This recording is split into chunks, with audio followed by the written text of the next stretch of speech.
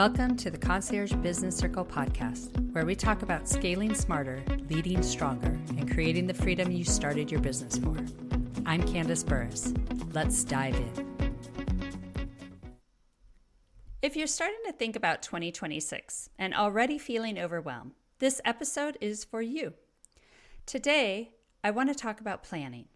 Not the kind that lives in a 40-page deck or a complicated spreadsheet, but the kind that actually gets executed. Because if you want 2026 to look different, you don't need more complexity, you need more clarity. I see this all the time with business owners. They sit down to plan, and instead of creating focus, they create a giant list of everything they could do. More goals, more initiatives, more ideas. And what happens? Nothing gets done consistently. Overcomplicated plans don't create momentum. They create paralysis. And if your plan can't be understood, remembered, and acted on easily, it won't move your business forward. One of the most effective tools I use with business owners is a one-page strategy plan. Simple, focused, actionable. It starts with one question. What is the single outcome you want for your business in 2026? I have a great one that I heard from a business owner that she wants to take off for an entire month from her business starting January 2027. So she is going to get herself ready to be away from her business for 30 days. That's a great single outcome for 2026. So don't list 5 outcomes, not a wish list, but one clear result.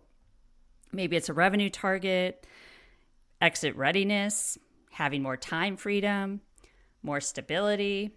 For me, I think I'm going to work on cash flow because cash flow is king. But once that's clear, everything else gets easier because now you can work backward. From that one outcome, you break the year into quarters. And this is where the discipline matters. Each quarter gets only 3 priorities. Not 10, not everything that feels important, 3. And this is hard for me because I know I told you guys about how I write down 3 wins and 3 priorities for the next day and only 3. Now, my actual to-do list, because I write things down as I need to get things done, is probably about 20 to 30, and that's just professional to-do list. So it is really hard for me to dial into just 3. So it doesn't mean you can't write down everything you need to do, but what you want to do is only write down 3 that you're going to focus on for that day and stick to it. So it does take a lot of discipline, especially for those of us out there who want to prioritize everything. But when you only do 3, it forces focus, it forces trade-offs, and it forces you to say no to distractions or squirrel moments that don't actually move the needle.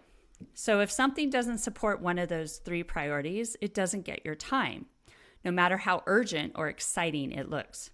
And here's the part that most people skip. And it's one of the most important. You need to write down your values. Your values are your decision filter. So when opportunities show up, when things get hard, when trade-offs appear, if a decision doesn't align with your values, it's not the right decision, no matter how good it looks on paper. And I was reminded last night at a networking event that it's also good that if it's not a hell yes, it's a no. So don't do things that aren't a hell yes, because again, you're just wasting your time and energy that needs to be focused on these priorities to actually move the needle. So your values protect your time, your energy, and your integrity. They keep you from building a business that succeeds financially but fails you personally. Clarity creates momentum. Simplicity creates execution. So when your plan is clear, decisions are faster. When priorities are limited, progress compounds, and when values are defined, leadership becomes easier. If your whole team is operating from the same values, then it's easy to make decisions. You don't need a perfect plan for 2026. You need a simple one you'll actually follow. So here's your question as you start thinking about this year. What is the single outcome you want for 2026? And what are the 3 priorities for your first quarter? And remember, we only have about 2 months left of the first quarter that move you toward it. If you want this year to look different, start planning differently right now. Planning doesn't need to be complicated to be powerful. Start with the end in mind. limit your focus, and let your values guide your decisions. That's how clarity turns into momentum, and momentum turns into freedom. Until next time, keep building your freedom. Thanks for tuning in to the Concierge Business Circle podcast. If today's episode gave you clarity or inspired action, share it with another business owner who's ready to step into their CEO role. And don't forget to subscribe so you never miss an episode. Until next time, keep building your freedom.